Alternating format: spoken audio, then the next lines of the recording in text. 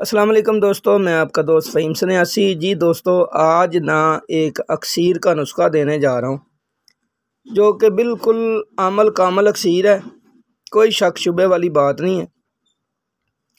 तो जो साहब इल्म लोग हैं वो सारी नुस्खे की चाल देख के सुन के समझ जाएंगे कि वाकई ये अक्सीर का नुस्खा है या ऐसे ही हम छोड़ रहे हैं अपने पास से।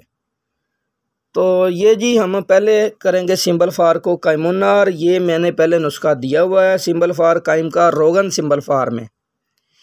तो हमने उसकी तस्दीक भी हमारी आ चुकी है, हाफजाबाद से हाफिज नईम साहब ने कायम किया है और स्टील के बर्तन में भट्टी पे रखा हुआ वो तेल हो गया। वे दिखा रहे हैं जी, ये तेल हो गया और ये तांबे के दर्जा पिघलाव पे पिघलता है।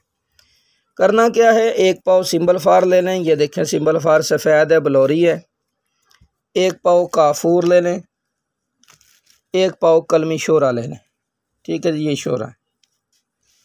कलमी शोरा, काफूर और सिंबल फार एक एक पाव लेके तीनों को यकजा करें, यानी अलग अलग पीस लें और फिर मिला लें। मिक्स करके यकजा करके रोगनी कुज्जी में बंद करें, गिले हिकमत करें, खुशक करें और साफ़ सीधी ज़मीन पर रख के ऊपर से 3 सेर ओपलों की भड़के की आग दे दें।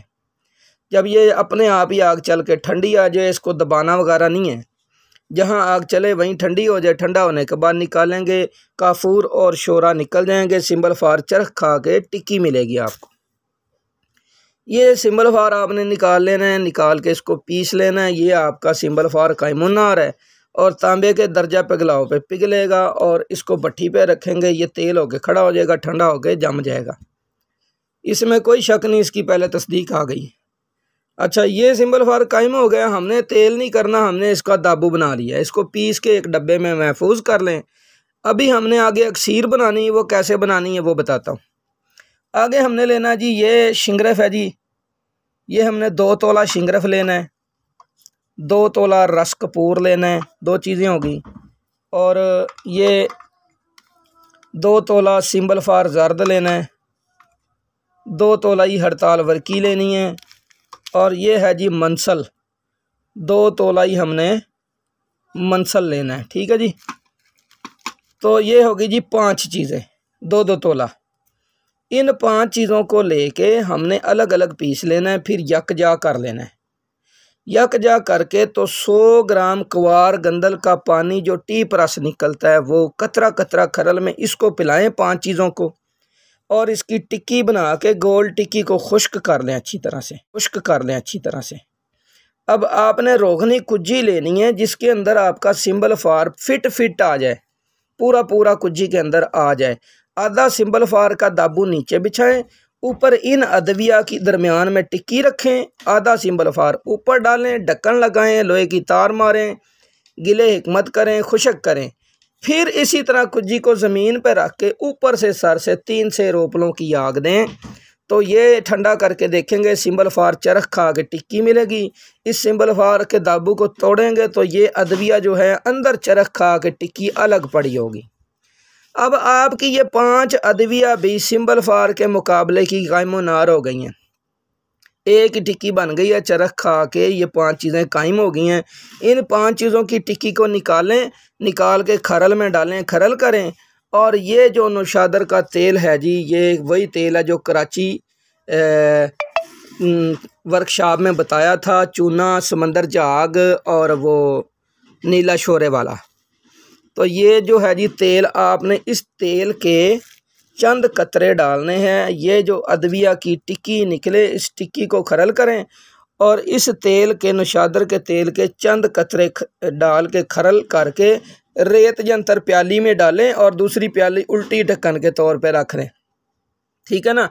जैसे मैं पहले बताता हूँ आपको, ये देखें, ये रेत जंतर मेरी प्याली पड़ी है, इस प्याली में अदविया डाल के और ये प्याली ऐसे ढक्कन के तौर पे ऊपर रख देते हैं। तो इस तरह से रख के इसको 1.5 घंटे का 2 चौबी आग पे तशविया लगाएं। इसको 7 तशविये लगा दें चंद कतरे नौशादर के तेल के खरल कर करके। तो ये आपकी अक्सीर कायमुन्नार आपने पहले इस दाबू में कायम की है और उधर नौशादर के तेल से आपने खरल तशविये में जारी कर लिए।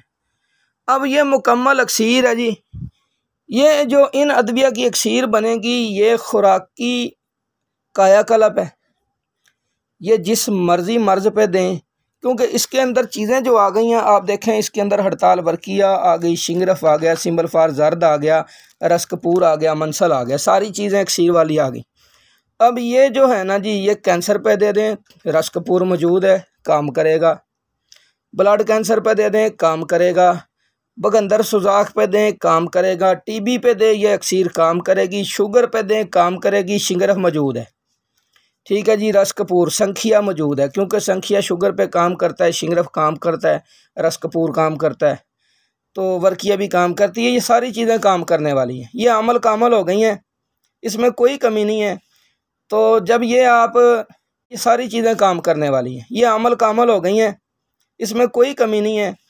तो जब ये आप इसको फालज पे दें, लकवे पे दें, कुव्वत बा पे दें, इसको जिस मर्ज़ी मर्ज़ पे दें, असाबी पट्ठों की कमज़ोरी पे दे दें, जो बंदे जिनका जिगर नहीं सही काम करता, क्योंकि यह मुसफ़ी खून भी होती है, हड़ताल वर्किया आ गई है, दिल के बंद वाल खोलती है, खून की ख़राबी को दुरुस्त करती है, खून के रतूबत खारिज करती है।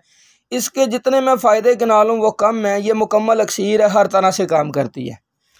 बाकी जो पोशाकी है, तो अगर कीमिया वाले दोस्त अपनी समझ से काम ले सकते हैं तो वो आगे काम ले लें। मेरा यहीं तक खुराकी तक काम था, वो मैंने बता दिया। बाकी अक्सीर ये खुराकी पोशाकी दोनों तरफ चलती है। तो ये जी आज अतीबा कराम के साथ साथ जो कीमिया वाले दोस्त हैं उनके लिए भी एक अनमोल तोहफ़ा दिया है मैंने। तो जो दोस्त बनाना चाहे जी जान से बनाए। किसी को समझ ना आए या बनाते वक्त कोई रुकावट पेश आए तो वो बजाय गलत कमेंट करने के मुझे कॉल कर लिया करे। मेहरबानी करके मेरा नंबर दिया होता है, मुझे कॉल करें और मुझसे रहनुमाई लें कि भाई जी हमें यहाँ से समझ नहीं आ रही, तो मैं आप लोगों को बताऊंगा जी आप यहाँ से गलती कर रहे हैं, ऐसे नहीं ऐसे कर लें। तो इंशाल्लाह जहाँ तक मुमकिन होता है मैं 24 घंटे 24 आवर अवेल होता हूँ। जब भी मुझे दिन रात पाकिस्तान से बाहर से कहीं से भी कॉल आती है तो वो मैं कॉल पिक करता हूँ, बात करता हूँ, उनकी रहनुमाई करता हूँ। तो बाकी दोस्तों से भी गुजारिश है, चाहे वो खुराकी हैं या कीमिया वाले हैं, अगर उनको आगे इसकी बनाने में कहीं रुकावट, जहाँ तक मैंने नुस्खा बताया उसमें रुकावट आ रही है, वो मुझसे रब्ता करें। अतीबा कराम भी करें, कोई भी है मुझसे रब्ता करें और उसकी रहनुमाई ले लें। ठीक है जी, दुआ में याद रखिए। अस्सलाम वालेकुम।